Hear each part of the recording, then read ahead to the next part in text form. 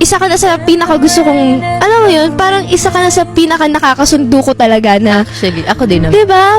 Parang ikaw, ay si Sheena, tapos ikaw.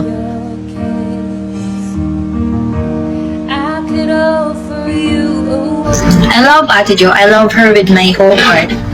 Alam mo yun, sa Ate Kulot, hindi mo need ng social battery para mag-enjoy kayong dalawa or like if magkasama kayo. Parang just her presence makes me feel safe. If ever lalabas kaming girls, if may gusto kami puntahan ganun tapos hindi siya sasama, parang ayoko na rin sumama. Parang siya yung siya yung ticket ko sa mga pupuntahan ko. Same with Ate Colette, parang if hindi siya pupunta, ba't ako pupunta? Wag na, be, ayoko na. Tinamad na rin ako. Gusto ko kasi lagi silang kasama.